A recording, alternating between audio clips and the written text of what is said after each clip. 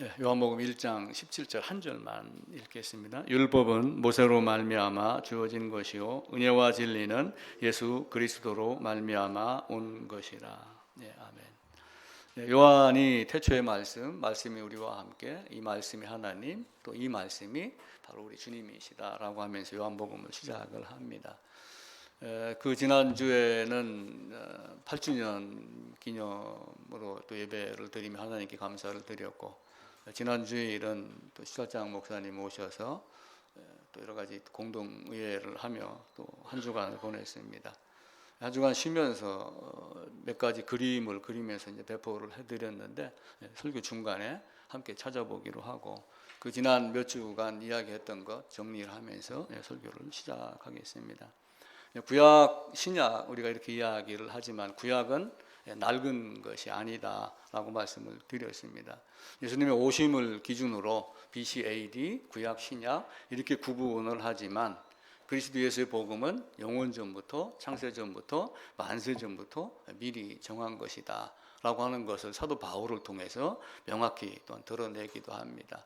또 우리가 구정, 신정 이런 말도 사용을 합니다.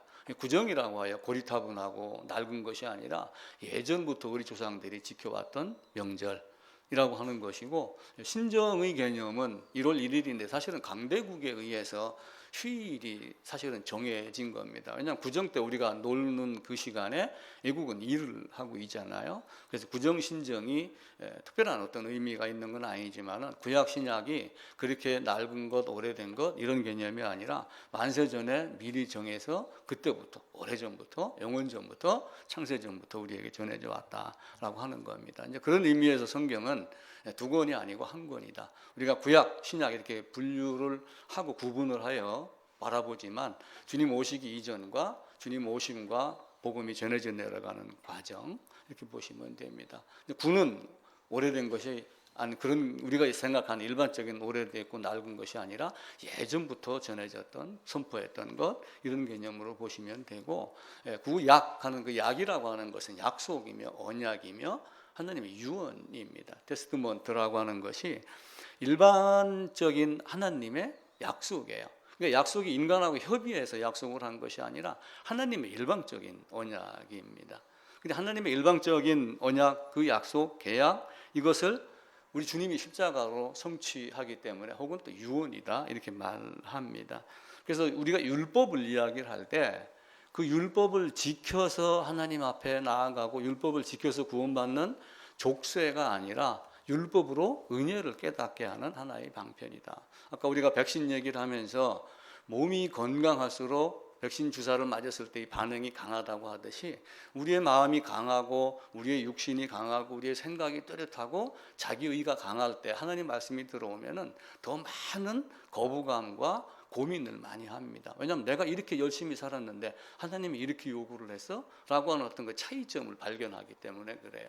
근데 이제 그것이 어느 정도 이해가 되고 그걸 아는 사람들은 그냥 그대로 순종하는 결과를 가져오기도 합니다. 그래서 언약은 하나님이 사람하고 협의한 것이 아니고 하나님의 일방적인 언약이다. 근데 일방적인 언약이 영원전부터, 창세전부터, 만세전부터 여러 말로 표현을 하며 우리가 알지 못하고 볼 수 없는 그 세계, 그 이전에 초시간적 기원 그걸 초월해가지고 하나님 우리에게 말씀하신 것이다 라고 합니다. 그래서 그 성경을 통해서 우리가 예수님 이렇게 죄사함, 거듭남 이렇게 이야기를 하지만 언제, 어디서, 어떤 방법으로 오셔가지고 어떻게 죄사함을 할 건가, 어떻게 아담의 범죄를 해결할 것인가를 성경에 기록하여 주신 겁니다. 그걸 주셔서 아담이 범죄한 것을 해결해서 어떻게 해결해요? 예를 들면 몸이 아파갖고 병원에 갔습니다. 그럼 몸 아픈 걸 항상 안고 살게 하는 건가요? 수술을 하고 암 조직을 떼어내고 상처를 꿰매고 나면은 몸이 아팠던 적이 없던 것처럼 뛰어다니도록 만드는 게 의사의 소명이기도 하고 환자가 바라는 것이기도 합니다. 마찬가지로 아담이 범죄를 해결해서 아담을 범죄 이전의 상태로 돌려놓는 거예요. 그래서 다시 범죄 이전의 상태로 돌려놓고 선악과 생명과를 놓고 생명을 먹게 하는 부활의 신앙까지 가게 하고, 그리고 아담이 한 번도 죄를 지은 적이 없었던 것처럼 여겨주시는 하나님, 또 한편으로는 내가 그 십자가를 직접 진 것 같이 여겨주시는 하나님. 이 부분은 참으로 이해하기가 어렵지만은 부모가 자식을 바라보는 마음이 정상적이라고 그러면은 그 자식을 향한 것 때문에 그 자식의 잘못을 덮어주고 용서하고 다시 또 새 출발하고 하는 이런 마음을 제대로 부모가 알고 있다면은 제가 지금 말씀드렸던 아담이 죄를 지은 적이 없었던 것처럼 여겨주시는 아버지의 마음을 어느 정도는 이해를 합니다. 아담은 자기의 자유의지로 선택을 했습니다. 생명과 선악이 있는데 자기 생각대로 그걸 자유의지라고 이야기를 해요. 근데 하나님 우리에게 준 자유의지는 네 마음대로 하라는 자유의지가 아니라고 수십 번, 수백 번 말씀을 드렸어요. 그래서 에덴에 생명나무가 있고 선악을 나는 열매가 이렇게 있습니다. 그러면 하나님이 여기서 아담을 주고 야 이거든 A든 B든 네가 알아서 선택해 이렇게 준 게 아니라고 그러죠. 결국은 뭐예요?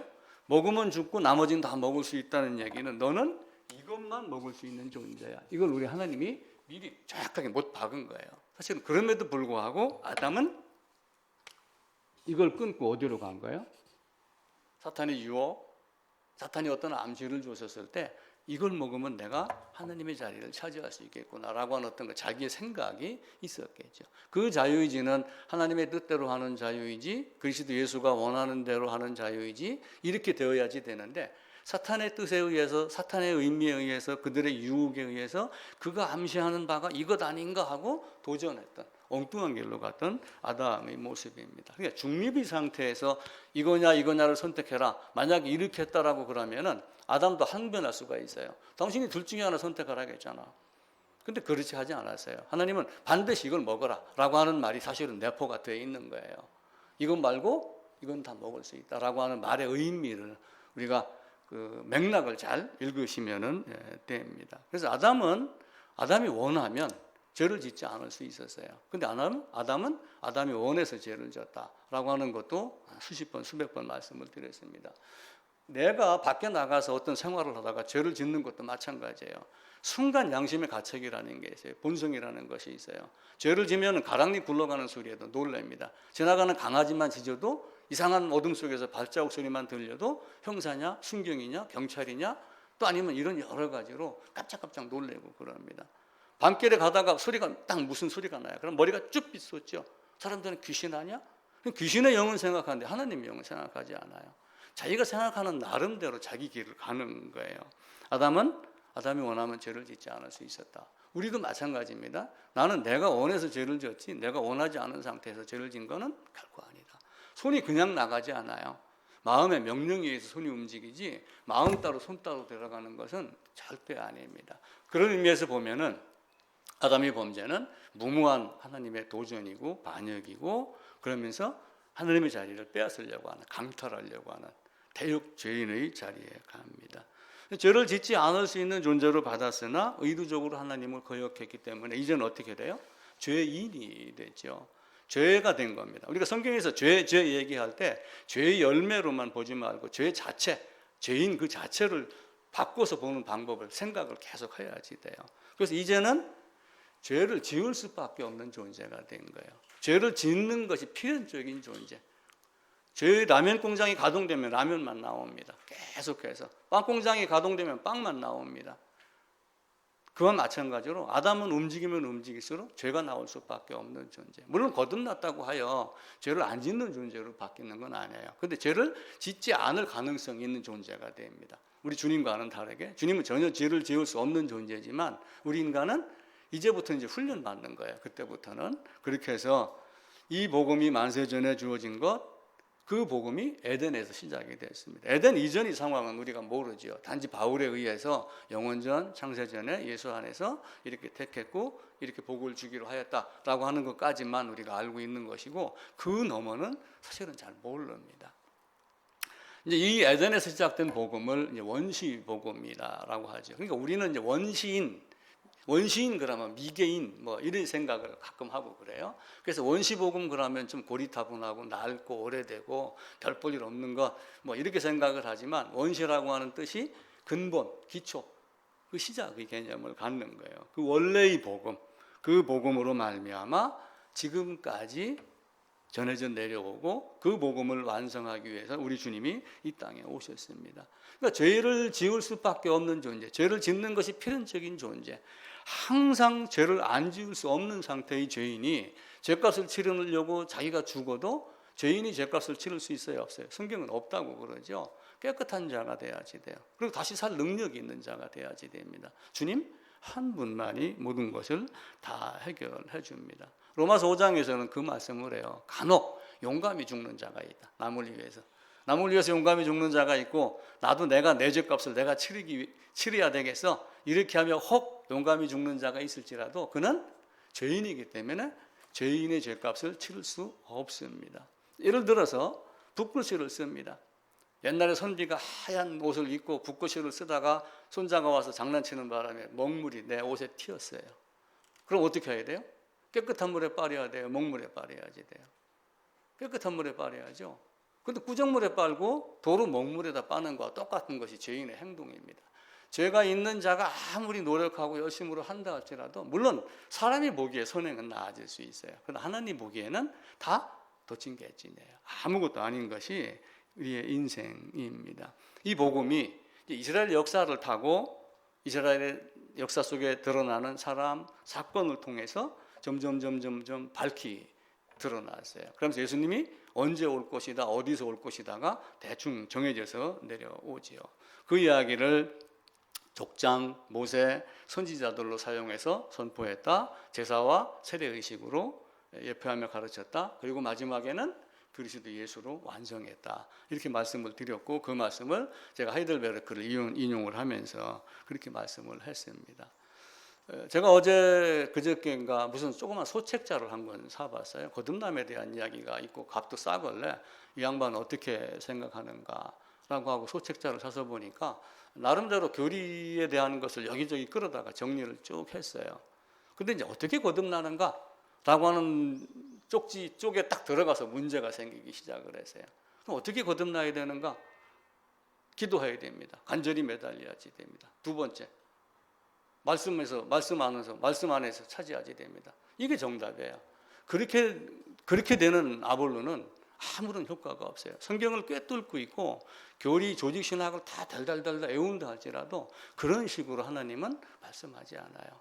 실제 모형으로, 예표로 손에 만져가면서 우리 눈에 보이도록 죄 사함하는 방법을 구약에서부터 가르쳤습니다. 우리가 이제 그걸 보고 배우고 예수님이 그 모습으로 오신 것, 예수님이 그것의 완성이라고 하는 것을 우리는 배워 나가는 겁니다. 그래서 우리가 구약은 율법, 신약은 은혜, 이런 말 하지 말자, 그렇게 얘기를 했죠. 왜냐하면 에덴에서부터 시작이 됐고 더 냉철하게 따지면 영원 전부터 시작이 됐기 때문에 구약은 율법, 신약은 은혜, 이렇게 말하지 말자. 어쩌면 이것도 조금 더 한 발 더 깊이 들어간 말장난에 불과할 뿐이고, 하나님은 처음부터 사랑이고 처음부터 은혜고 처음부터 율법이고 처음부터 심판입니다.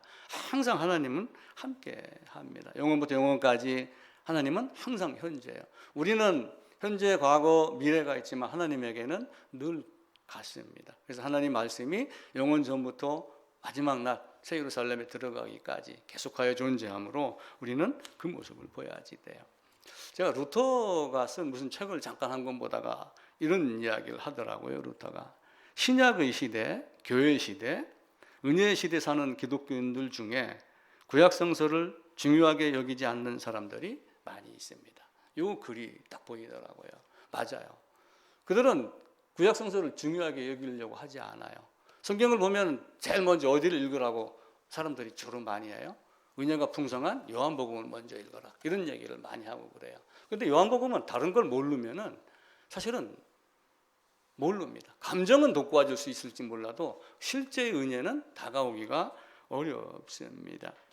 구약은 유대인들에게만 주어진 책이 아니에요.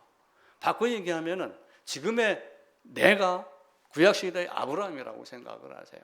장소와 시대와 다를 뿐이지 사실은 아브라함도 여기 옮겨놓고 다윗도 여기 옮겨놓고, 사실은 내가 그 시대로 돌아갈 수 있는 능력, 타임머신을 타고 돌아갈 수 있는 능력을 우리에게 다 주셨습니다. 구약은 유대인들에게만 준 것이 아니고 이스라엘에게만 준 것이 아니에요. 단지 그들을 사용했을 뿐이에요. 유대인의 나음이 무엇이냐? 말씀을 맡았다. 유대인에게서 구원이 납니다. 그러니까 유대인이 구원을 준다는 뜻이 아니라 그들을 사용해서 한 거예요. 그러니까 아브라함을 사용해가지고 뭘 했어요? 모든 족속이 너로 말미암아. 그리고 마태복음 28장에 가면은 예수님이 부활하시면서 승천하시면서 무슨 말씀이에요? 땅의 모든 족속에게 복음 전해서 가르치라. 이렇게 이야기를 하죠. 그러니까 아브라함과 마태복음 28장 마지막 절과 사실은 거의 일치합니다. 그래서 신약을 물론 중요시 여겨야지 레위기의 말씀이기 때문에. 근데 구약이 뒷받침이 되지 않으면 자칫 잘못하면은 뿌리 없는 나무와 같이, 뿌리가 뽑힌 나무와 같이 쉽게 세상에 흔들릴 수가 있어요. 그래서 구약을 늘 중심으로 여기는 것이 좋습니다.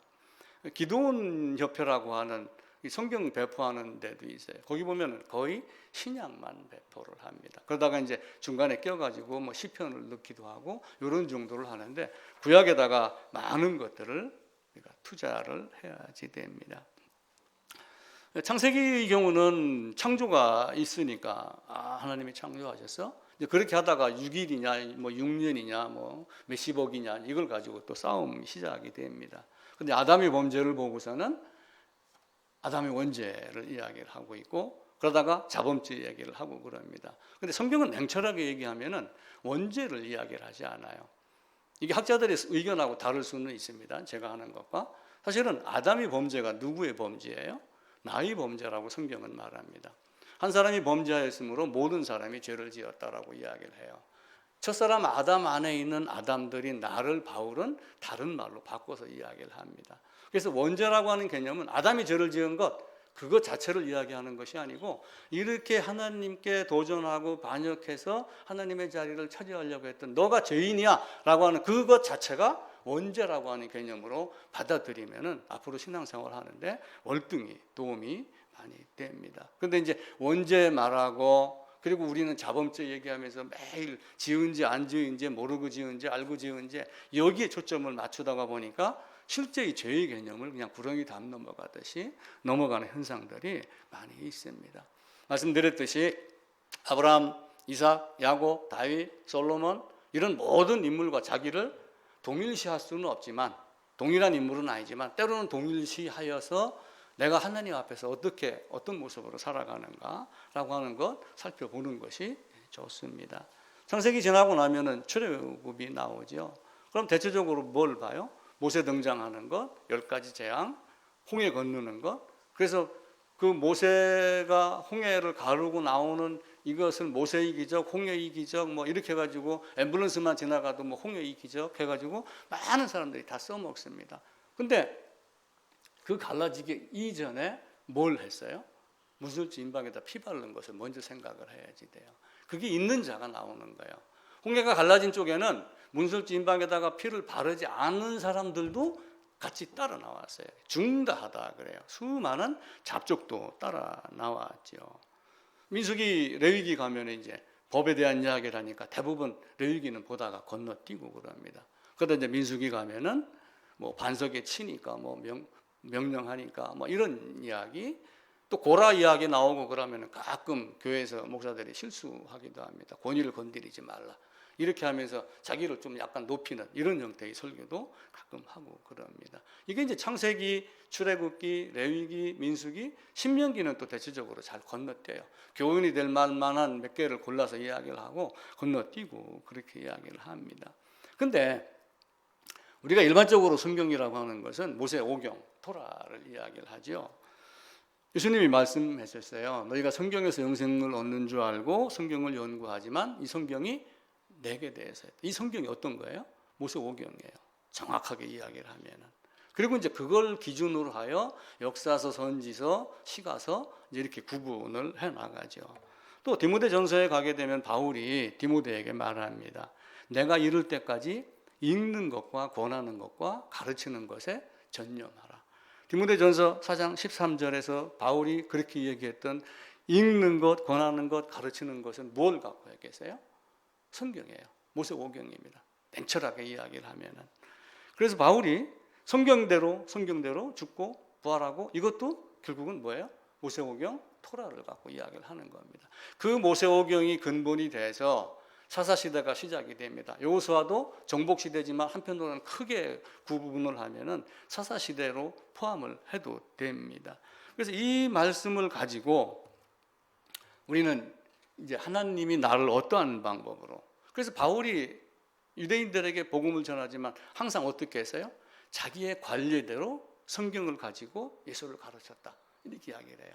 그러면 관례대로 성경을 가지고 예수를 가르쳤으면 지금 우리는 신약을 사용을 하지만 바울은 모세오경을 가지고 구약을 가지고 예수에 대해서 가르친 거예요.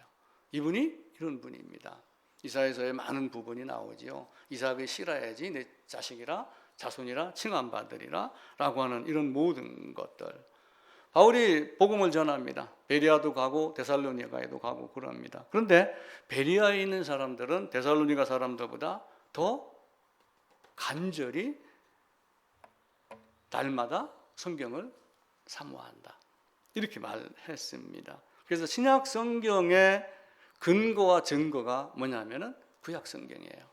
우리가 이제 구약을 사실은 저도 많이 안 보고 신약을 많이 보고 이렇게 했지만 냉철하게는 복음에 관한 부분은 구약 성경에도 있는 것들을 많이 살펴봐야지 됩니다. 그 모세오경을 근간으로 해서 살아낸 이스라엘 역사, 그 역사 속에서 잘 살고 못 살았을 때의 선지자의 역할, 그 넘어짐 속에서 하나님 앞에서 간증하고 때로는 승리하고 찬양하고 잘못을 고백하고 너 살다 보니까 이렇게 살면 안 되겠어 라고 잠언 전도서가 나오고 한 이런 정도로 모세오경을 늘 마음속에 갖고 있어야지 됩니다. 그래서 구약은 사실은 율법을 주고 율법이 기록되어 있는 상태에서 율법을 지킨 것과 지키지 않은 것, 이 두 가지를 크게 얘기하면 기록을 한 거예요. 그리고 신명기나 이런 데도 건너뛰지만 출애굽기, 레위기, 민수기를 거쳐서 물론 신약에서는 율법 완성 우리 주님의 오심으로 됩니다. 근데 그 오심이 어디부터 시작이 됐다고 그랬어요? 영원전부터, 구약에서부터 미리 말씀을 합니다. 물론 신약에도 다양한 율법과 계명이 있어요. 물론 구약에서 얘기한 율법과 계명을 풀어서 약간 말을 바꾼 것이기도 하겠지만 사도 바울이 각 개인과 교회와 성도들에게 준 말씀을 보면은 이런 거 지켜라, 이런 것 하지 마라, 이런 내용들이 많이 있습니다. 왜냐하면 우리의 삶도, 신약의 삶도 육체의 삶이 있기 때문에 그래요. 거듭난 자도 이 세상에 속해서 살고 있기 때문에 여기에서 이 삶에서 이겨내려면은 우리가 어떻게 살아야 되겠다라고 하는 것이 아니에요. 바꿔 얘기하면은 구약에 율법만 있는 게 아니라 구약에 은혜가 있는 거예요. 그러면서 아브라함을 택했습니다. 이삭을 택해서 번제를 드리고 살아나는 것을 가르칩니다. 구약의 성도들에게 갖고 있던 소망은 뭐예요? 메시아 사상이에요. 지금 유대인들이 메시아 아직 안 왔다 이렇게 생각을 하고 있는 사람들이 많이 있지만 실제 메시아 사상을 가르쳤다는 얘기는 그 율법 속에서 소망이 무엇인가를 가르친 거예요. 그 소망을 자기들이 잘못 봤기 때문에, 이삭을 보고 다른 모습으로 봤기 때문에 그러지 그 소망을 미리 가르쳐 준 거예요. 그래서 구약 안에 율법과 은혜가 항상 공존했습니다. 그래서 구약 성경은 율법, 계명을 가르쳐 갖고 뭘 깨닫게 하는 거냐면은 죄의 본질을 깨닫게 하는 거예요. 그 내용이 바울이 로마서 3장 20절에서 율법으로 죄를 깨달음이라 라고 이렇게 말한 내용과 동일합니다. 그래서 구약을 통해 가지고 내가 죄의 본질이 뭔가, 죄인이 뭔가라고 하는 것을 계속 깨닫게 하는 거예요. 우리가 쌀밥을 먹습니다. 서울 도심의 한복판에 가가지고 지금 올 농사가 안 됐어요. 올 가을에는 쌀밥 못 먹습니다. 그러면 뭐라고 얘기하는 사람들이 많아요? 파리바게트 가면 되죠. 이마트 가면 되죠. 이렇게 얘기하는 사람들이 많습니다. 그럼 햄버거 먹으면 되죠. 근데 그런 관점을 가지고 신앙을 하면 안 된다는 얘기예요. 그 쌀이 나오기까지 농부가 밭을 갈고 논을 갈고 물을 내고 그걸 휘저어서 찌꺼기 끄집어내고 모 심고 옮겨 심고 약 주고 이렇게 하면서 논 주위를 88번 돌고 그렇게 하며 탈곡해가지고 우리 쌀 들어오는, 그걸 알았을 때 그 밥맛이 어떻겠는가라고 하는 거예요. 그러니까 옛날 사람들은 밥 한 톨 흘리면은 보릿고개도 있었지만 한 톨 흘리는 것도 뭐라고 하고 그랬어요. 마찬가지로 우리가 예수님 그러지만 예수님이 어떤 과정을 거쳐서 어떤 목적을 갖고 언제부터 준비돼서 이렇게 우리에게 오기 시작했는가를 알면은 지금의 은혜가 나중에 요한복음을 읽으면 더 깊이 읽어지지 않을까라고 생각을 합니다. 율법은 은혜는 항상 주어져요. 자, 출애굽한 백성들이 있습니다. 홍해를 건너했습니다. 그러면 이스라엘 백성을 출애굽시켜서 홍해를 건너게 했어요. 그리고 은혜를 베푸는 거예요. 그죠? 근데 은혜를 베풀었는데 모세가 바로를 죽이고서 꺼냈어요. 율법대로 꺼냈어요. 율법을 지켜서 꺼냈어요. 모세는 애굽의 군사를 일방적으로 쳐부수지 않았어요. 바로를 죽이지 않았어요. 단지 뭐 한 거예요? 하나님이 법으로 정한 대로 양의 피를 발라라. 양의 피를 발랐다고 출애굽기에는 나와 있지만 그 양의 피를 바르는 방법이 레위기에 가면 나옵니다. 어떻게 해요? 뿔 사이에다가 손을 얹고 몸을 기대서 죄를 고백하고 죄를 넘겨주고 나를 넘겨주고 그 양을 죽이고 그 피를 어디다 바르는 거예요? 무섭 진방에다가 바르는 거예요. 결국은 뭐예요? 죄인인 나는 죽었습니다 라고 하는 그 율법의 요구대로 이행하게 한 게 그게 은혜가 되는 거예요. 그 은혜가 됐었을 때 이제는 실제의 삶에서 홍해를 건너서 밖으로 나올 수 있도록 그리고 훈련받게 하는 것, 이게 하나님의 방법이에요. 그러니까 우리는 지금 여기서 신약 시대에 많은 사람들이 그 루터가 얘기했듯이 그냥 신약에 너무 매여 있어갖고 주님 은혜입니다, 은혜입니다, 영접입니다, 감사합니다, 고백입니다. 여기 지금 매여 있는 사람들이 너무 많아요. 아까 제가 말씀드렸던 거듭남에 관한 어떤 그 책을 내가 잠깐 봤다고 그랬죠. 어떻게 거듭납니까? 간절히 기도해야 됩니다. 어떻게 거듭나야 됩니까? 말씀 안으로 들어가야 됩니다. 그리고 예배에 잘 참석해야 됩니다. 이게 답이라면은 그 사람은 거짓 선지자예요. 아무리 성경에 있는 걸 이야기했다 할지라도 아볼로와 불과한 같은 존재가 밖에 안 됩니다. 하나님은 그걸 원하지 않았어요. 이스라엘 백성에게는 반드시 율법의 요구대로 죽어라. 죽은 자만 건져냅니다. 만약에 무설주 인방에다가 피를 바르는데 이스라엘 백성 중에 누군가가 한 사람이 어떤 장자가 어떤 집안 식구가 나는 싫어 이렇게 해놓고 피를 안 발랐다고 해보세요. 피를 바르고 무설주 바른 집 안에 없었다고 생각을 해보세요. 그럼 그는 죽었겠어요? 안 죽었겠어요? 성경에 기록되지 않았으니까 우리가 여기서 말하면 안 됩니다. 그러나 굳이 말을 한다면 그 안에 들어가지 않았고 양의 피를 바르지 않았다면 그는 효력이 없는 거예요. 아무것도 아닌 존재가 돼요. 하나님은 반드시 그런 과정을 거쳐서 우리에게 오게 합니다. 근데 그 과정을 거쳐갖고 오면서 뭘 가르치는 거예요? 제사와 어떤 그 예식과 의식을 통해서 계속해서 뭘 가르쳐요? 그냥 예배만 가르친 건가요? 내가 어떻게 해서 예배를 드릴 수 있는 존재인가? 라고 하는 걸 가르치는 거예요. 그런데 이스라엘 역사를 보면은 실제로는 그들이 형식으로 예배를 드리며 예배를 드리기 때문에 나는 하나님의 백성이다. 이렇게 생각하는 자들이 많아요. 마음의 할례는 받지 못하면서 육신에다가 칼자국을 내고 살점을 뜯어냈으니 나는 하나님의 자녀다. 이렇게 여기는 사람들이 많이 있는 거예요.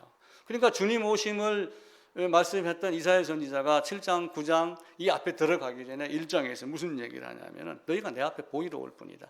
너희가 내 앞에 와서 마당만 밟을 뿐이다. 너희가 와가지고 드리는 헛된 재물 내가 그게 구역질이 난다. 싫다. 다시는 월삭, 절기, 성회로 모이는 것 그것도 내가 싫어한다. 이렇게 이야기를 했어요. 왜 그렇게 했겠을까요? 성회로 모이고 월삭으로 모이고 절기로 모여서 아멘 하면 얼마나 좋아요. 근데 그게 형식인 걸 아는 거예요. 그래서 그거 하지 말라. 난 그거 싫어한다.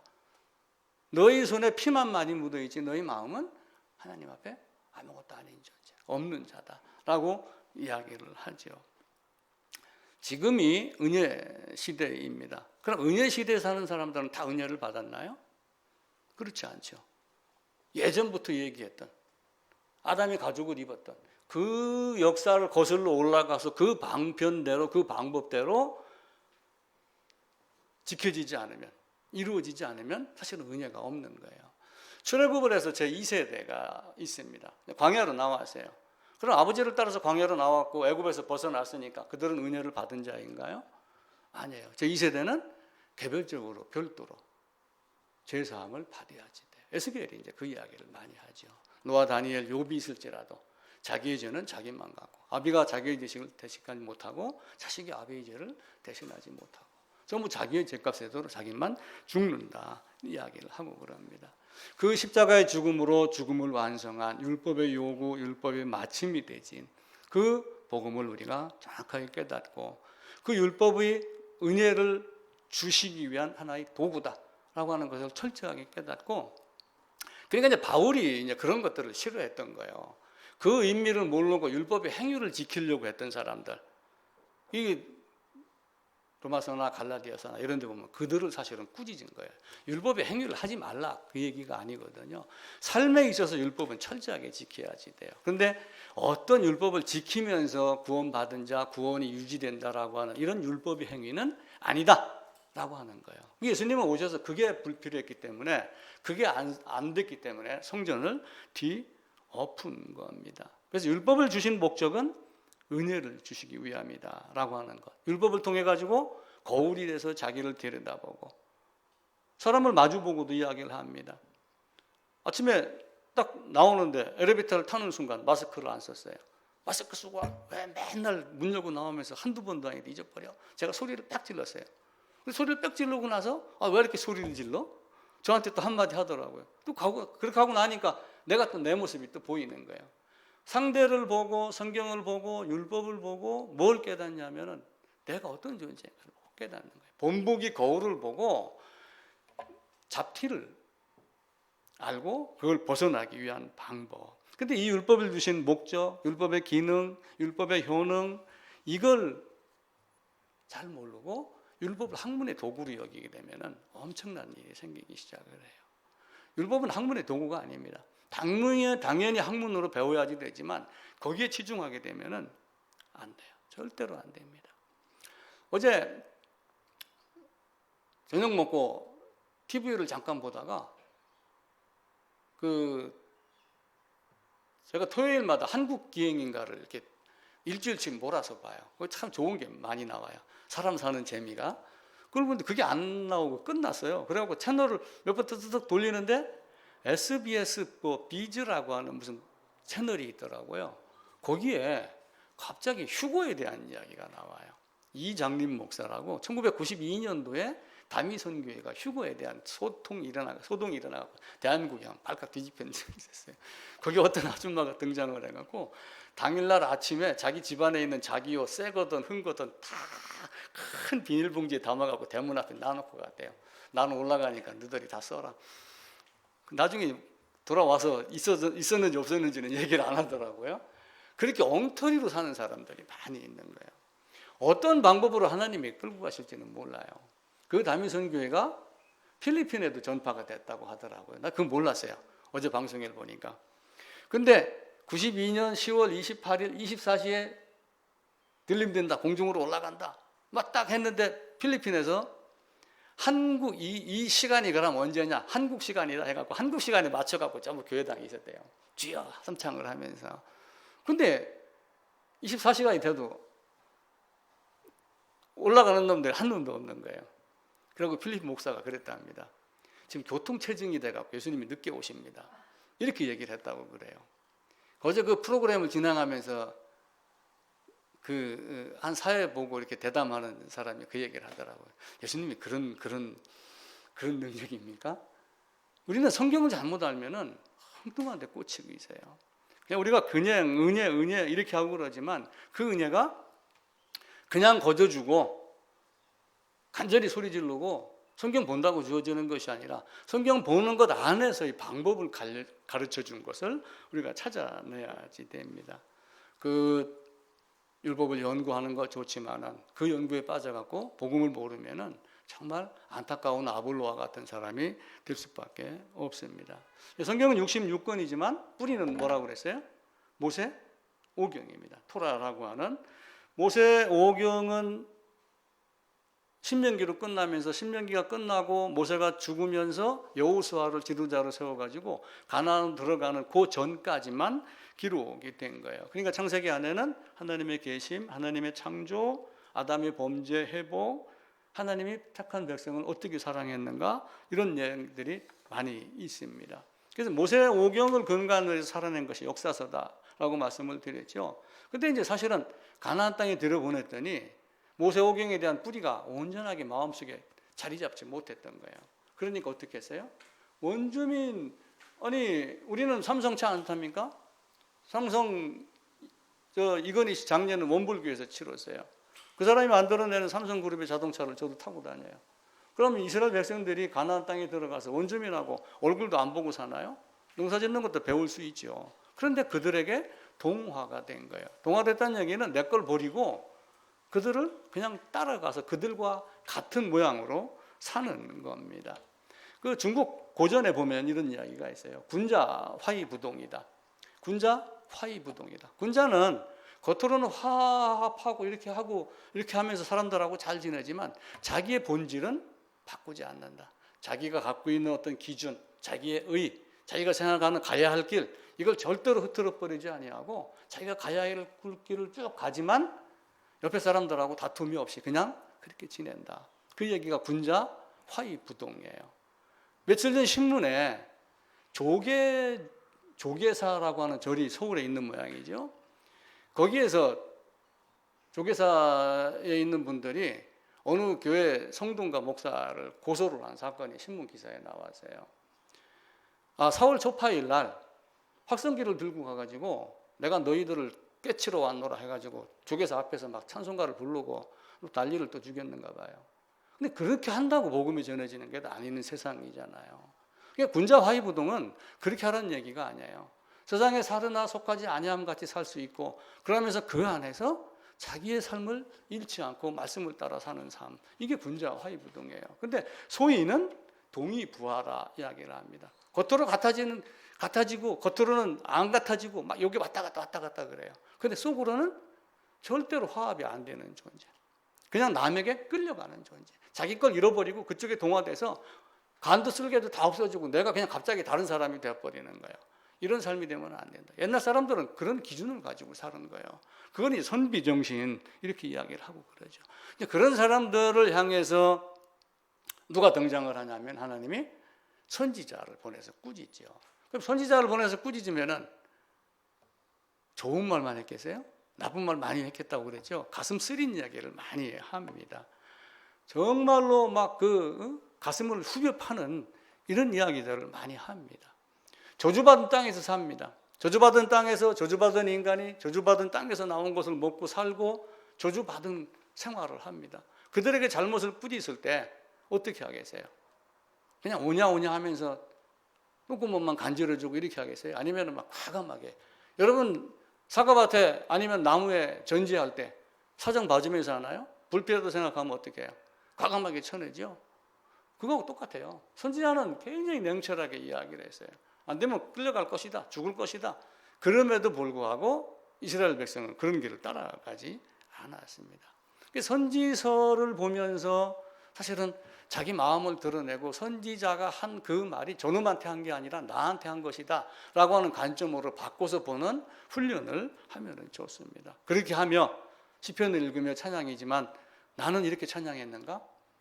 나는 이렇게 했는가? 라고 하는 것도 한 번은 생각을 해봐야지 됩니다. 그래서 성경은 역사순으로 되어 있지만 선지서나 가게 되면은 분량별로도 되어 있다. 이렇게 전체적으로 말씀을 드리죠. 율법서를 다시 돌아가면은 창세기입니다. 크게 보면 주제가 이제 율법서가 되고 역사서, 선지서, 시가서 이렇게 된다고 그랬잖아요. 근데 율법서를 보게 되면은 창세기에 세상의 기원이 나와요. 그리고 키포인트는 뭐예요? 아브라함을 선택해서 하나님의 복음을 전해라 라고 하는 걸 주는 거예요. 아브라함 너만 잘 먹고 잘 사는 것이 아니라 너가 어떤 고생을 하고 어떤 고난을 받을지만 모든 족속에게 복음을 전해라 라고 하는 사명을 주는 것. 그 아브라함을 택한 것이 사실은 창세기의 핵심이기도 합니다. 그러면서 아브라함으로 말미암아 이삭이 나오고 그리고 야곱이 나오고 야곱의 아들 중에 유다가 나오고 그래서 유다의 씨로 나중에 다윗, 솔로몬 그러다가 저 뒤에 가면 누가 나와요? 그리스도 예수가 나온다. 마태복음 1장 1절에서 아브라함과 다윗의 계보 이 말씀을 하죠. 그래서 구원이 유대인에게 나고 말씀을 유대인이 맡았다라고 하는 개념. 창세기를 다시 보면은 만물의 창조 과정입니다. 전적으로 6일 동안 창조. 이제 이 부분 다시 또 나중에 말씀을 드릴게요.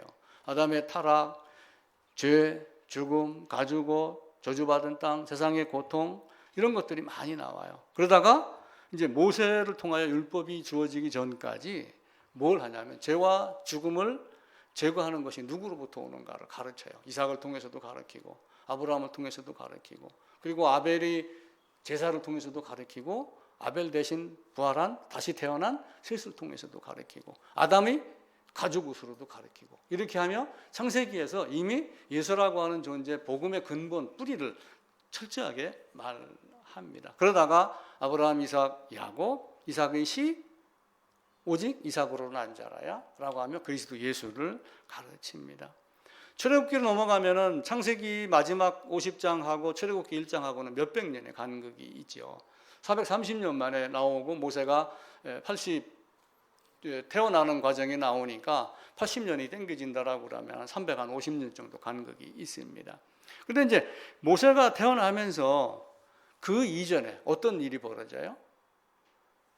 야곱이 70명이 들어갑니다. 잘 먹고 잘 살기 시작을 합니다. 요셉 때문에 배 터지게 먹었을 거고 노동 안 하고 살았을 거예요. 그러면서 누구를 잊어버려요?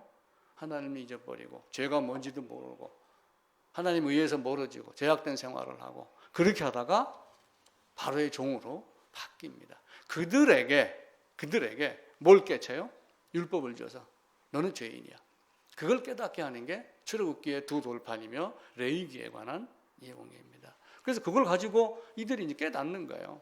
그런다 그걸 깨닫지 못하고 힘들어하는 자들에게 계속 모세는 핍박을 주고 여기는 살 곳이 아니구나라고 하는 것, 떠나야 될 곳이라고 하는 것을 계속 마음속에서 깨닫게 하고 합니다.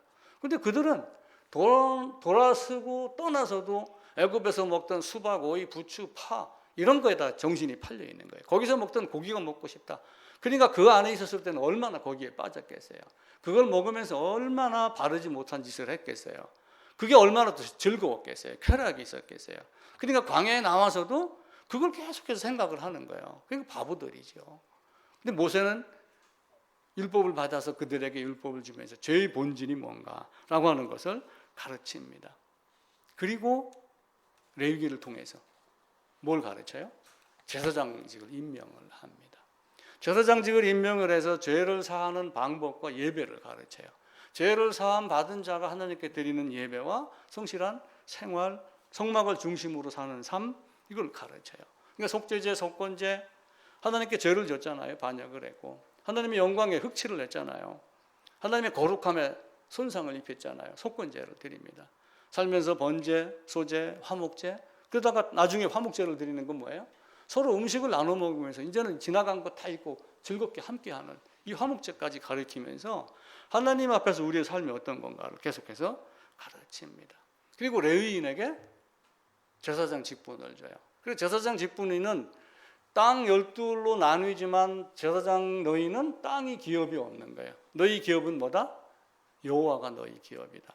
그러니까 레위 지파가 땅에다가 어떤 그 희망을 두고 거기서 부자가 되고 뭐 소출을 많이 얻게 하고 하는 이런 걸 다 버리고 여호와 하나님만 바라보고 복음 전한 일에 최선을 다해라. 그러면 그 레위 족속 레위 지파의 제사장 직분과 마찬가지로 지금도 목회자가 되기로 했다, 복음 전하는 자로 설기로 했다라고 하면 사실은 그 길을 따라가야지 됩니다. 뭐 교회를 키우고 뭐 이런 개념이 아니라 어떻게 하면은 복음을 제대로 전할까라고 하는 것에 집중하는 것이 좋습니다. 민수기로 가면은 창세기, 출애굽기, 레위기 이제 다 줍니다. 주님 말씀 율법 주지요. 그리고 제사함 어떤 방법으로 하는지 제사를 통해서 아사설 염소로 다 가르칩니다. 예배 드리는 거 가르칩니다. 이걸 다 가르치는 존재들에게 무엇을 시키냐? 훈련을 시키는 거예요. 그러니까 민수기는 아무것도 없는 자에게 그냥 광야에 들어가서 살다가 잘못했으니까 벌 준다 이런 개념이 아니라 이삭을 통한 그리스도 예수, 모세의 율법을 통해서 죄의 본질, 제사를 통해서 죄의 사함, 그리고 성막을 중심으로 살고 예배드리고 하는 걸 다 갖춘 다음에 이거가 있는 자들의 삶이 바르지 못한 것을 징계를 하는 게 민수기예요. 상당히 많은 훈련을 받습니다. 그런데 어떻게 해요? 민수기에 보면은 대체적으로 잘못 사는 게 많습니다. 그러니까 나중에 어떻게 해요? 신명기에서 다시 한번 거듭 말씀을 하고 그리고 너희가 이렇게 살아야지 된다. 내가 너희와 영원히 함께하지 못하지만 우리 주님도 부활 승천하셨어요. 내가 너희와 함께하지 아니하지만 함께하겠다. 갔다가 다시 오겠다. 라고 하면 눈에 보이지는 않지만 눈에 보이지 않지만 보이는 분이 있어요. 그 보이는 성령 하나님과 보이지 않는 성령 하나님과 함께 동행하며 하나님이 주신 길을 따라가는 거예요. 그런데 역사는 그렇지 못했죠. 엉뚱한 길로 많이 갔습니다. 그래서 율법은 모세로 주었지만 은혜와 진리는 예수 그리스도다. 그런데 이 예수 그리스도가 오늘 읽었던 본문 요한복음 1장 17절에 시작은 어디예요? 영원 전부터 에덴에서부터 시작이 됐다라고 하는 것 꼭 마음속에다가 기억을 하셔야지 됩니다. 물론 이제 뭐 여러 가지 이제 분류하는 방법이 있는데 그건 생략을 하고 배포 자료를 잠시 한번 보겠습니다. 지난주에 제가 설교를 안 해서 그 시간을 이용을 해가지고 그랬는데 혹 이제 오탈자가 있을지도 몰라요. 뭐 이걸 또 좀 추가했으면 좋겠다, 뭐 이건 뺐으면 좋겠다는 의견이 있으면은 제게 개별적으로 이야기를 해주시길 바랍니다. 제일 위에 왼쪽입니다. 영원, 그냥 에덴 이렇게만 표시를 했어요. 또 제가 계산한 연대표로는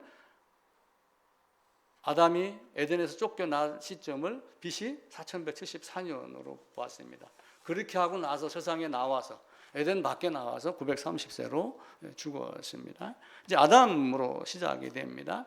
생육 번성에 대한 이야기도 나오고 또 이제 아담에 대한 이야기가 나오면서 가인과 아벨로 나뉩니다. 이제 아벨이 제사를 드렸고 가인보다 더 나은 제사를 드렸죠.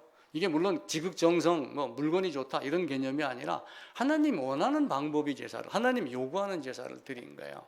가인이 더 나은 가인보다 더 나은 제사를 드렸다는 것은, 근데 가인은 자기 방법대로 드린 것이고 아벨은 하나님이 원하는 방법대로. 근데 이제 가인이 아벨을 죽이고 셋이 등장을 하죠. 그 후로 에녹, 무드셀라, 라멕, 노아 해갖고 노아의 아들들이 태어납니다. 노아가 이제 500세대 때 셈, 함, 야벳이 태어난다. 물론 500세대 해라고 해서 500세 새쌍둥이 난 건 아닐 겁니다. 또 한편으로 저 사람이 태어났을 때 흑인, 백인, 황인종 이렇게 세 종류의 사람으로 만들어진 것도 아니에요. 눈동자가 서로 다릅니다. 서양 사람들은 파랗고 한국 사람들은 까맣고, 이게 멜라닌이라고 하는 색소 때문에 그래요. 그래서 태양이나 어떤 이런 그 자외선 들어오고 그럴 때 이런 멜라닌 색소에 의해서 피부 색깔도 달라지고 눈 색깔도 달라지고 습도나 여러 가지 환경에 의해서 코 높이나 모양이나 이런 것들이 달라지기 시작한 부분은 참고 삼아서 대홍수 밑에 왼쪽편에다가 그림을 그려놨습니다. 대홍수가 시작이 됩니다. 사람들은 물로 심판하지 아니하겠다. 굉장히 좋지요. 무지개를 줬고. 그러니까 지금 무지개만 뜨면 아주 좋아합니다. 그런데 이 무지개가 말고 그 옆에 베드로후서 3장 보면은 불로 심판하겠다고 그래요. 물로 안 하고 이제는 불로 심판하겠다. 그리고 이제 노아 홍수가 끝난 다음에 노아, 셈, 함, 야벳 이렇게 세 아들로 출발을 합니다. 근데 출발해봐야 결국은 어떻게 돼요? 그 인간의 본성이 결국은 또 다시 하늘에 오르려고 바벨탑을 쌓고 자기가 왕이 되려고. 바벨탑 신화를 보면은 큰 장대를 들고 하늘을 막 찔러 본다는 얘기가 있어요. 하나님이 어디 있느냐. 소련 우주선을 타고 최초의 유인 우주선 탔던 사람도 그 얘기를 했다고 그러죠. 아마 그게 지어낸 얘기인지는 모르지만 우주 어디 달나라 별나라 아무 데고 돌아다녀 봐도 하나님은 없더라. 이렇게 그 소련 우주선이 말했다라고 하는 기록이 있습니다. 그게 아마 이제 실제로 말한 건지 미국이 이제 유신론, 무신론을 따지면서 뭐 얘기를 한 건지는 잘 모르겠습니다. 이제 그 오른쪽에 몇 개 참조를 하기 위해서 나라 이름을 적어 놨어요. 구수는 에티오피아, 미스라임, 붓, 엘람, 아수르, 바벨론. 근데 바벨론은 아수르라고 하는 나라가 있던 안에 사실은 도시 국가였어요. 근데 나중에 이제 아수르가 멸망을 하고 바벨론이 그 자리를 차지하고 아람, 바담 아람, 시리아고 가로 안에는 현재의 지명입니다. 이렇게 해서 이제 바벨탑이 끝나고 나서 누구로 시작이 되냐면은 셈, 아르박삿, 나홀, 데라. 그러다가 아브라함이 등장을 합니다. 데라 밑에 보면은 아브라함, 나홀, 하란 세 아들이 있어요. 그래서 제일 오른쪽에 보면 하란의 아들이 밀가, 딸, 롯, 이스가. 이스가는 죽수입니다. 롯을 이제 아브라함이 데리고 나오죠. 그 하란의 딸 밀가가 누구냐 하면은 데라의 아들 나홀하고 결혼을 해갖고 부두엘을 낳았습니다. 부두엘이 리브가의 아버지가 됩니다. 성경 구절은 다음 주에 찾아볼 겁니다. 그래서 아브라함이 가나안에 들어가서 75세로 시작이 되고 사라하고 이제 함께 살면서 이삭을 낳습니다. 이제 물론 이스마엘을 먼저 낳고 그 다음에 99세 때 할례를 받고 100세 때 이삭을 낳고 그리고 이삭이 누구하고 혼인하냐면 리브가하고 혼인을 하는데 리브가의 아버지가 부두엘이고 리브가의 오빠가 라반이고 이 라반의 딸들이 레아와 라헬이고 라고 하는 것을 성경 말씀하고 같이 나눴습니다. 아브라함 사례가 있습니다. 위에 이제 중간 3분의 1 지점 보면 하갈 사례가 있죠. 사례가 이제 하갈을 주어서 이스마엘을 낳고 별것 아닙니다. 이스마엘 그냥 쫓겨나고 맙니다. 이제 아랍 족속들이 이제 이스마엘을 지금 따라서 살고 있죠. 이스마엘 족보가 25장에 창세기에 이렇게 등장을 하고 그 이후로 나오질 않습니다. 그리고 이제 이삭이 쭉 지내고 있는 동안에 누가 죽냐면은 모친 사라가 죽습니다. 그러자가 아브라함이 그두라라고 하는 여인을 취해가지고 재혼을 합니다. 그때 그두라에서 낳은 자식이 제일 왼쪽 편입니다. 밑으로 쭉 내려오면 미디안이세요.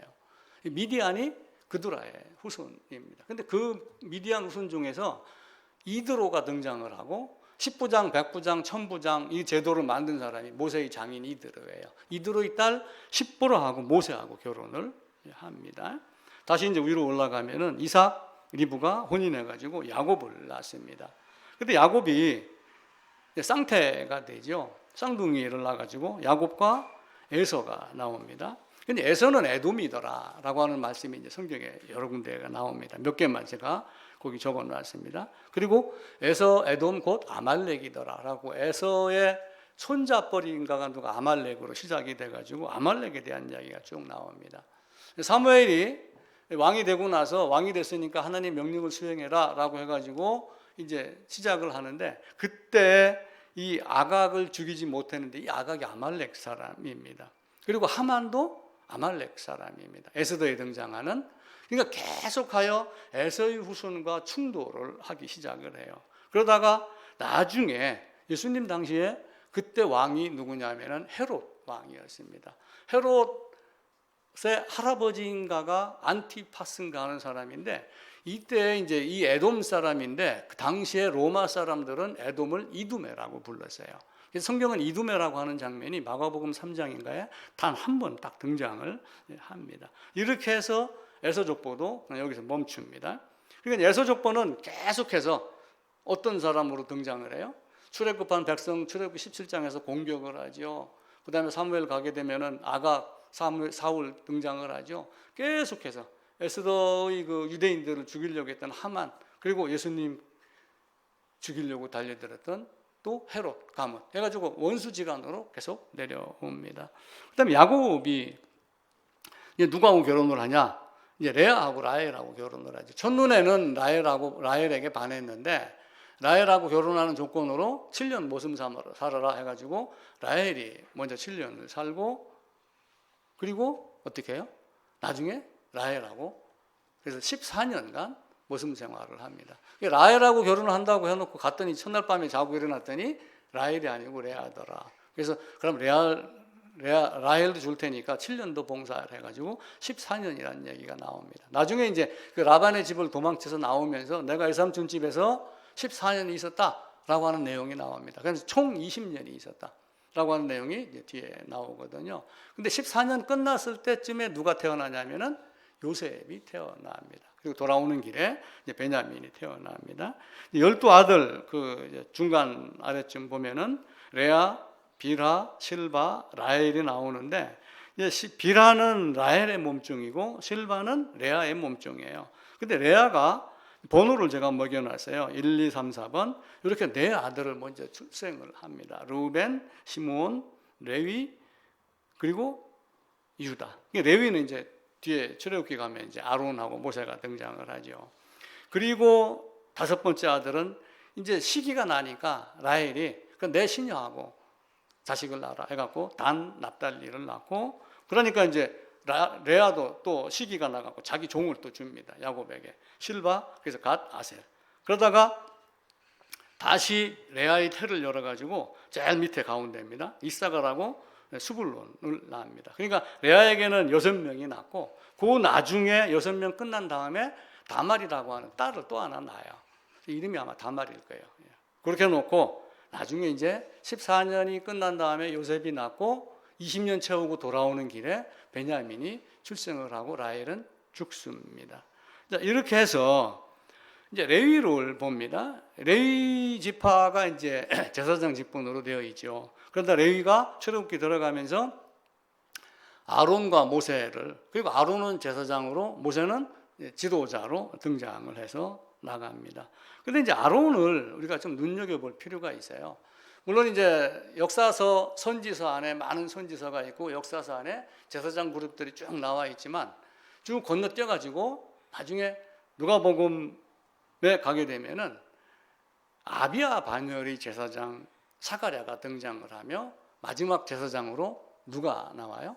사실은 선지자, 세례자 요한이라고 그러지만 실제의 마지막 제사장은 요한의 개념으로 저는 봅니다. 성경에는 마지막 제사장의 개념으로 사가랴라고 적혀 있고 요한에게는 제사장이라는 말을 쓰지는 않지만 저는 요한까지 보는 것이 맞다라고 보는 겁니다. 왜 그러냐면은 마태복음 11장에 있는 대로 모든 율법과 선지자에 예언한 것이 요한까지다라고 하는 것으로 여겨집니다.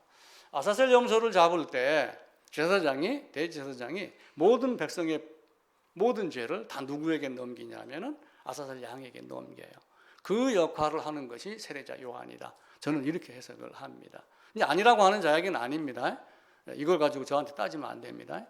모든 사람의 모든 죄를 세상의 마지막 제사장 요한이 모든 사람을 누구에게 넘기냐면은 예수 그리스도에게 넘기는 작업이 요단강 세례입니다. 단순하게 그냥 세례 받겠다 하는 형식의 세례가 아니고 큰 의미를 가진 세례라고 저는 해석을 합니다. 그렇게 놓고 그 중간에 이제 아론이 쭉 내려가다가 저기 에스라서 느헤미서에 가게 되면은 에스라가 아론의 16대 손으로 등장을 하며 제사장이 성경 가르치기로 결심하고 가르쳤더라라고 하는 내용이 나옵니다. 그래서 이제 모세 율법, 은혜, 오늘 읽었던 본문 요한복음 1장 45절도 거기다 이렇게 적어놨죠. 유다로 출발을 합니다. 그래서 아브라함, 이삭, 야곱, 유다 그리고 쭉 나가다가 어떻게 돼요? 요수아가 죽고 나서 사사시대로 들어가니까 사사시대의 삶이 바르지 못했어요. 땅 정복은 했지만 사사시대가 엉망입니다. 그 엉망 중에 한 부분을 떼가지고 룻기서를 만드는 건데 그 중에 뭔가 빛을 보여줘요. 조금이나마. 예를 들면 엘리야가 비가 온다. 그러니까 비가 어떠냐? 야, 손바닥만한 구름이 있습니다. 구름이 점점 커집니다. 소낙비 옵니다. 이렇게 어떤 순차적으로 말씀을 했듯이 이 룻기 마지막에 누구를 등장을 시켜요? 룻기에서 룻을 등장을 시키며 보아스 2세 다윗 해가지고 예수 그리스도 오심을 미리 넌지시 점진적으로 보여주기 시작을 합니다. 그래서 유다 다윗 사이에 제가 점선을 찍어놨는데 사실은 고기를 칸막이로 해가지고 이 앞에 얘기했던 이 모든 부분들은 모세오경이다, 창세기다 이 개념으로 보시면 되고 여기 장이 좀 좁아가지고 그 앞에다 역사서 전체를 다 포함을 시키지 못했는데 내려오면서 다윗 솔로몬 그리고 솔로몬이 죽고 930년에 나라가 쪼개지며 남쪽 유다, 북쪽 이스라엘, 그러다가 멸망, 말라기, 그리고 그리스도 예수. 이게 이제 성경 전체의 요약이다라고 제가 이제 그림을 한 장으로 그렸습니다. 이 부분은 다음 주에 성경을 찾아가면서 조금 한두 주 시간이 걸리더라도 찾아가면서 부연 설명하며 여러분 읽는 거나 내가 부연 설명하는 거나 더 나을 건 없어요. 제가 설명을 해도. 그래도 그냥 같이 우리 대화를 하면서 한번 읽으면서 보도록 하겠습니다. 성경이 우리에게 많은 걸 가르쳐 줘요. 그런데 성경은 사실은 뭘 얘기를 하는 거냐면 하나님 자신을 계시한 거예요. 그리고 인간을 만들고 인간이 범죄했는데 이 인간이 어떻게 해서 범죄를 해결하고 의로운 자로 새 예루살렘에 들어갈 건가. 이것 이야기하는 거예요, 사실은. 근데 이게 이제 어떤 그 학문의 도구나 학위의 어떤 개념으로 전락이 되게 되면은 문제가 생기는 거예요. 저는 엊그제 그 책을 한 권 사보고 정말 깜짝 놀랐어요. 앞부분에서는 뭐 하이델베르크, 뭐 도르트 신조, 외민, 뭐 이런 걸 많은 걸 끄집어다가 성경 말씀을 적어 놓은 건 맞아요. 근데 딱 진짜 해결해야 될 점에 가게 되면은 기도하세요. 말씀 안으로 들어가세요. 예배 출석 잘하세요. 이렇게 한다라고 하면은 우리는 안 됩니다. 구약에서 실제의 모습으로 보여주는 거예요. 실제의 사례를 가지고 보여줘요. 실제 짐승을 잡으면서 보여주고 고린도전서 나온 대로 유월절 양, 어린 양 예수 그리스도로 우리가 예수님을 가르쳐줘요. 그리고 이삭을 통해서도 그걸 보여주고 합니다. 하나님 자신을 계시한 것, 아담이 어떻게 범죄했고 어떻게 죄악에서 벗어나서 죄를 전혀 짓지 않은 것처럼 여겨주시는 하나님의 그 긍휼, 그걸 성경은 가르치고 있고, 하나님을 만나는 방법, 그리고 만난 자가 어떻게 하나님의 꾸중을 들으며 자기를 꺾고, 그래도 꾸중을 들어도 반발하지 아니하고 죄송합니다, 바르게 살겠습니다, 이렇게 순종하며 가는, 그러면 찬양하는 이 삶의 모습을 기록한 것이 성경 말씀입니다. 그래서 죄인을 회개시키고 죄를 깨닫게 하고 거듭나게 해서 새 예루살렘으로 끌고 가는 점진적인 과정, 큰 역사를 통해서 사람을 바꿔가면서 했지만 결국은 아담이 나고 아벨이 나고 셋이 나고, 이런 개념으로 보시면 좋아요. 시대와 장소만 바꾸고 사람만 바꿨을 뿐이지 똑같은 내용의 반복이에요. 사실 개인의 삶을 놓고 보면은 출생해보니 죄인이고 죽으면 지옥이고 거듭나지 아니하면 사망이고, 인생은 도박이라는 얘기가 있어요. 인생은 도박이다. 그 이야기를 누가 했더라? 파스칼인가가 누가 했더라? 그 이야기를 했어요. 결국은 그게 무슨 얘기냐면은 인생은 도박인데, 도박은 뭐예요? 당첨되면 다행이지만 안 되면 꽝이잖아요. 그런데 인생은 도박이라고 하는데 사람들은 믿고 있고 안 믿고 있고 차이가 있는 거예요. 그럼 만약에 믿지 않는다, 믿지 않는데 신이 없다, 그럼 그게 맞아요. 맞는데 결과는 어떻게 돼요? 엄청난 결과가 오죠. 만약에 신이 있으면 어떤 결과가 일어나요? 생각할 수도 없는 끔찍한 일이 일어나요. 내가 예수를 믿었어요. 믿는다고 믿었는데 가서 보니까 맞아요. 맞아봐야 본전이에요, 사실은. 쉽게 말하면. 근데 맞으면 어때요? 엄청난 일이 기다리고 있는 거예요. 그래서 그냥 단순한 도박이다 이런 개념이 아니라 정말 인생은 성경 앞에서 무릎 꿇어야지 돼요. 아무것도 아니잖아요.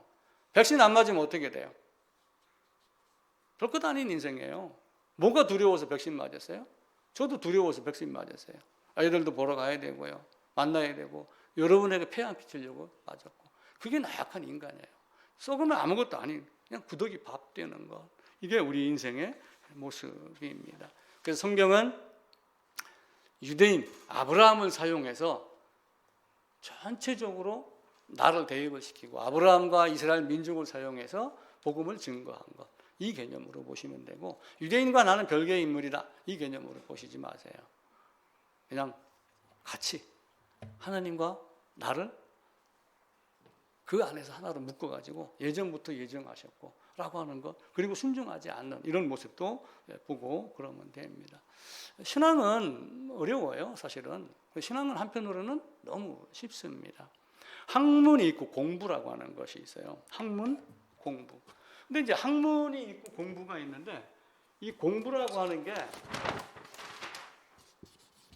아이들에게 공부해 그러면 뭐라고 그래요? 공부해 그러면은 수학책 보고 영어책 보는 게 공부예요. 그런데 옛날에는 그렇게 공부를 그런 개념으로 안 봤어요. 학문이 따로 있고 공부가 따로 있어요. 옛날 사람들은 삽이 어떤 모양으로 되어 있냐면은 이렇게 가지고 삽이 이렇게 되어 있어요. 그죠? 이게 점점 줄어가지고 공부할 때 공자를 이걸 쓰는 거예요. 공부할 때. 그리고 머리 끝에 이렇게 상투 틀은 사람이 팔다리 벌리면서 일하고 살아가는 과정 중에 있는 게 요게 이렇게 나와가지고 공부할 때 부자가 된 거예요. 그러니까 인생을 살아가면서 얻는 지혜, 배우는 것, 이게 공부예요. 그러니까 공부는 머리로 하는 게 아니라 발로 하고 손으로 하고 몸을 기억하게 하는 것. 학문은 머리로만 하는 거예요. 머리 좋은 놈은 좋은 대학 가고 법관도 되고 판사도 되고 변호사도 되고 그러잖아요. 근데 변호사 되더라도 판사가 되더라도 인간 같지 않은 것들이 많은 거예요. 왜 그래요? 공부가 안 돼 있기 때문에 그래요. 신앙은 공부입니다. 신앙은 우리의 삶 속에서 나와요. 그러니까 이스라엘 역사는 삶을 통해서 복음을 우리에게 가르치는 거예요. 학문으로 서당과 같이 가르치지 않았어요. 그래서 여러분이 앞으로도 신앙생활을 할 때 반드시 그 모습을 가지셔야지 돼요. 정말 하나님이 어떤 모습인가, 내가 어떤 모습인가 한번 잘 봐보세요. 아담 안에 있던 아담이라는 개념이 안 잡히세요? 내가 아담 안에 없었다면 나는 죄인이 아니에요. 옛날에 소산대사라고 하는 사람이 있어요. 소산대사가 유명한 사람입니다. 일본 그 임진왜란 당시에 뭐 적군을 물리치기도 하고 선조를 피신시키기도 했던 이런 사람인데, 그 사람이 이제 75쯤 돼가지고 지금 평안도에 있는 뭐 묘양산에 가서 이제 그냥 죽음을 기다리며 수련을 하고 이렇게 있었다고 합니다. 근데 한 사람이 찾아온 거예요. 찾아가지고 나를 제자 삼아서 좀 스승님의 그 깨달음을 나한테 좀 주십시오. 니 나한테 배울 게 없는데 뭐 하러 왔노? 그러니까 그래도 스승님이 가르침을 받고 싶습니다. 몇 달이 지나는데도 특별한 걸 안 가르쳐 주는 거야. 창세기 알지? 태초에 하나님이 천지를 창조해서 뭐 그 이상 얘기를 안 하는 거야.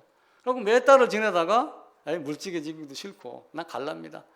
가려고 그러니까 어떤 쪽지를 하나 딱 주더래요. 가다가 언젠가 시간 남으면 한번 펴봐. 먼 길 가다가 이제 쉬다가 그걸 이제 딱 펴봤어요. 펴보니까 무슨 내용이 들어있냐면은, 야, 이 미련한 놈아, 소의 등을 타고서 소를 찾고 있느냐? 이런 내용이에요. 쉽게 얘기를 하면은. 우리가 어떤 존재인가를 미리 알아야지 돼요. 우리는 성경에서 내가 어떤 존재인가를 미리 가르쳐줘요. 근데 그걸 차치하고 그걸 제껴놓고 지금 자꾸 다른 걸로 하나님을 찾는단 말이에요. 그러니까 뭐가 보여요? 하나님이 안 보여요. 엉뚱하게 보이는 거예요. 그러니까 다미성교회 같이 이상한 친구들이 드러나는 거예요. 왜 그렇게 빠져요? 성경이 그렇게 가르치던가요? 들림 받는 것이 휴거라는 것을 사람들이 만들어 놓고 단어를 사용을 합니다. 데살로니가서에 올라가는 건 있어요. 근데 어떻게 되는지 모르잖아요. 늘 알고 때도 모르고, 아버지도 모르고 아들도 모르고 아버지만 안다고 돼 있어요. 그걸 인간들이 자꾸 계산을 해내는 거예요. 하나님은 그렇게 가르치지 않으셨어요. 그냥 열심히 사는 거예요. 때가 되면 불러 올리고, 내가 설령 죄가 됐다가 하나님이 다시 새 예루살렘에서 썩지 않을 걸 주면 그냥 그대로 살고 이렇게 사는 거예요. 소산대사가 시를 지은 게 하나 있어서 읽고 마치겠습니다. 근심 걱정 없는 사람 누군고, 출세하기 싫은 사람 누군고, 시기 질투 없는 사람 누군고, 흉어물 없는 사람 어딘고, 못 배웠다 주눅 들지 말고, 세상살이 다 거기다. 가진 것 많다 유세 떨지 말고, 건강하다 큰 소리 치지 말고, 명예 얻었다고 목에 힘주지 말고, 세상에 영원한 것 없다. 잠시 잠깐 다니러온 세상. 이들은 이제 그런 개념을 나그네 인생인 건 알아요. 그런데 이 나그네 인생에서 어디로 가야 되는지, 어떤 방법으로 누구에게 가야 되는지를 몰랐던 거야. 근데 우리는 그걸 알잖아요. 얼마나 밝히 보여줬어요. 지금 유대의 역사를 통해서, 성경 말씀을 통해서, 실제 십자가가 높이 달리면서 장대에 높이 달렸잖아요. 모든 거 다 보여준 거예요. 사랑이 아무리 깊어도 산들바람이고, 애로움이 아무리 지독해도 눈보라일 뿐이다. 폭풍이 아무리 세도 지난 뒤에는 고요하듯 뭐 다 인생 별것 아니다. 그렇게 하면 우리가 진짜 가야 할 길이 뭔가? 네가 지금 어디에 있는가? 왜 소 등에 타고서 소를 찾느냐? 가끔 저도 휴대폰 들고 다니면 휴대폰 찾아요. 어떤 때는 야, 내 휴대폰 어디 있어? 그럼 손에 있잖아. 깜짝 놀라면 여기에 있는 거예요. 근데 성경을 봐보세요. 내가 있어야 될 위치가 어딘가? 우리는 그걸 보고 찾는 거예요. 그리고 감사하고, 그게 우리에게 없다면, 내가 첫 아담 안에 없었다면, 성경대로 내가 그리스도 예수 안에 없었다면, 예수를 바라봐야지 돼요. 근데 바라보는 것을 뛰어넘어서 예수 안으로 들어가지 않으면 어떻게 되겠어요? 그 예수 안으로 들어가는 것, 제물 양 안으로 들어가는 것, 아사슬 염소 안으로 들어가는 것을 구약 성경에서는 그냥 명확하게 가르치고 있어요. 우리가 그걸 배우는 거예요. 그게 공부예요. 그게 신앙이에요. 신앙은 학문을 뛰어넘습니다. 그래서 우리의 신앙은 정말 예수 그리스도로 기뻐하는 그런 모습이 꼭 되기를 부탁을 드리고, 오늘 프린트에서 나눠드렸던 것들은 한 주간 동안 짬 나는 대로 성경 구절을 한번 쭉 찾아보세요. 찾아보시고 다음 주에 같이 한번 찾아보고 부연 설명하겠습니다.